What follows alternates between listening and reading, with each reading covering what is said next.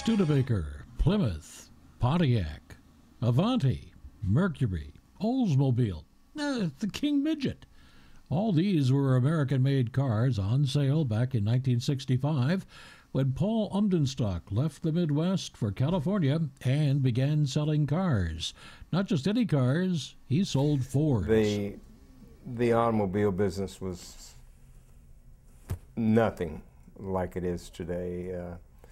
The products were good. They were mostly in my age group. It was mostly Chevrolet against Ford, and they were the two real cars. And then I was lucky enough to really get in the business when the Ford Mustang came out. So that was a vehicle that would sell literally 50, 60 of them a month. And I think several years it sold over 1 million Mustangs in that 65, 66 era. So it was, today it's 5 businesses wrapped up, parts service and body shop, and you've got the used, obviously, and the new product, the training for sales and the product and how things are used and how the new vehicles actually, you talk to them, they talk back. If you happen to look down, gaze off at the pretty girl that was walking down the street and run into the guy in front of you, it warns you. In fact, your car starts slowing down and beeps you in lieu of your wife doing it if she's not in the car. Despite the well-known ups and downs of the auto industry, he did well, really well, and in 1982, he was able to buy a failing Ford franchise in Stockton in the Central Valley. But it wasn't that easy. At the last minute, Ford told him he needed twice the down payment that he thought, and he didn't have it. But through a friend, he was able to get the money he needed, and the deal went through. You have to find a way to solve the problem, because it was about me. It wasn't that the economy had shut down, that there was availability of friends and people that I knew and contacts that I had made. So I probably did panic quite a bit, but I just knew that there was a way, because this was actually a very prime deal. We had gone through a very difficult time in 79, 80, the oil crisis, money investment, and the peanut farmer and all of those things. And so it was just climbing back. The Bay Area had already started to make a move in the first part of 82. And so to see all of that, you just knew there had to be a way. The guy trusted me, believed in me, and had seen my past record. So anyway, shook hands, and he became my partner, and Ford Motor Company became my partner, and that was 82, and we paid them off in August 31st, I believe, 1986. And 2 years later, I paid off my partner. He was he sent me a little note. I was limited on the salary I could get. And he sent me a note and said, oh, by the way, he said, I only want $500 a month salary out of this.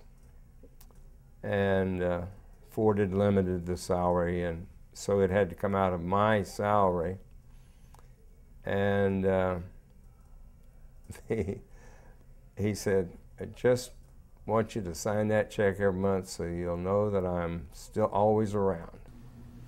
Now, 30 years later, Big Valley Ford is stronger than ever, thanks in part to how Ford got through the worst of the Great Recession. We went into consolidation which expanded our market. We eliminated a competition for oil change, or we eliminated certain things because of the consolidation. And then we worked hard. What we really did, when we knew that Lodi was going to be closed, we put on extra people, extra training for phones, extra training for all sorts of things, so that when they made their initial contact with us, that we could be the best we could be. Peter Johnson, director of the Institute for Family Business and the Westgate Center for Leadership and Management Development at the University of the Pacific in Stockton, says even in the depths of a recession, opportunities exist for those who are prepared for them. I think you outlast them, but I don't think it's by chance or by coincidence. I think what you tend to see successful businesses are the ones that have a culture of success. And what I mean by that is, if you look at when times are good, anybody can throw up a sign somewhere and open up a new business, and to some degree they may be successful. When times get tough, whether their customer service is good or bad, whether their product is good or bad, but when times get tough, all of a sudden customers are much more selective. They cut back, there's not as many customers out there, and those that are out there have a better opportunities with sales and different things. And so what we see are the businesses that are successful, they focused on customer service all along, good times, bad times, so that when times do get tough, their customers stay loyal to them. They find that when things get tough, the ones that just sort of popped up a sign and said, I'm going to start selling cars or whatever it is, that they tend to drop by the wayside. Now, there's kind of there's a domino effect with that as well.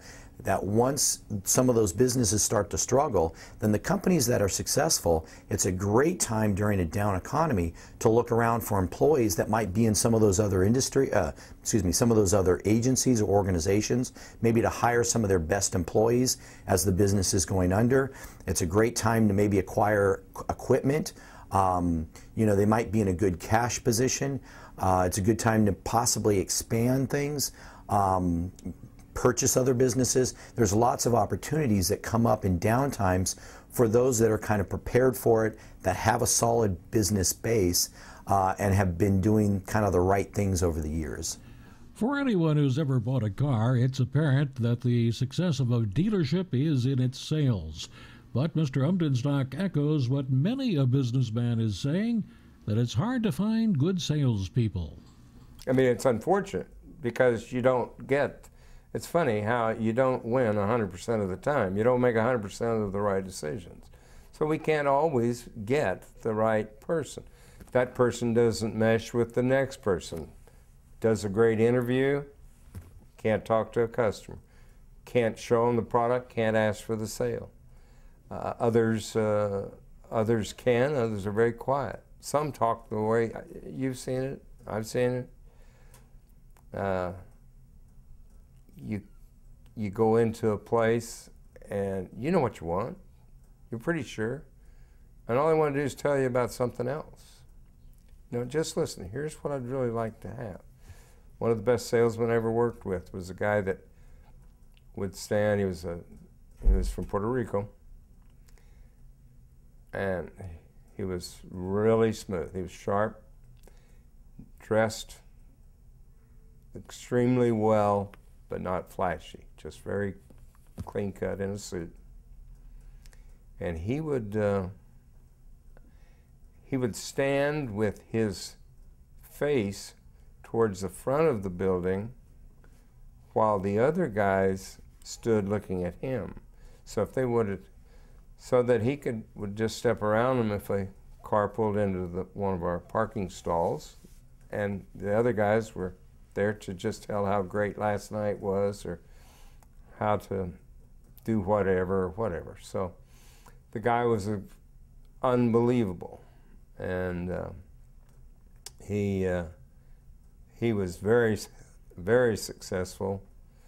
The dealership is no longer down there, but sometime after I was there for 5 years, and somewhere 3 or 4 years after, he had 2 apartment houses across the street that had 24 apartments in it he'd bought. And so he was very, very successful, frugal, and but didn't open his mouth except to ask him to buy the vehicle.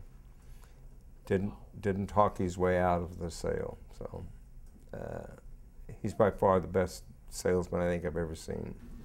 Mr. Umdenstock says he's set up a plan for succession with 2 long-term key employees poised to step in when he finally decides to retire. The most important thing about having gone through this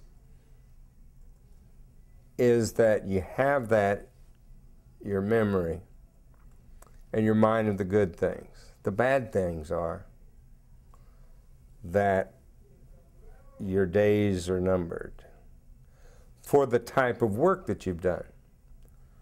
I'm not saying I'm going to die, but I can't go start up another new business that you can put the same amount of energy into, take the same amount of chance. You didn't realize you were taking chances. Sure, you were taking chances, but they didn't.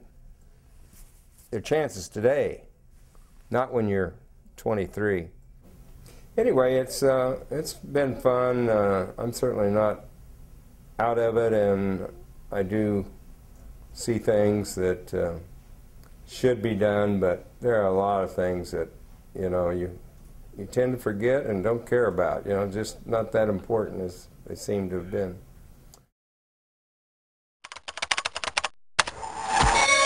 For CentralValleyBusinessTimes.com, I'm Doug Caldwell.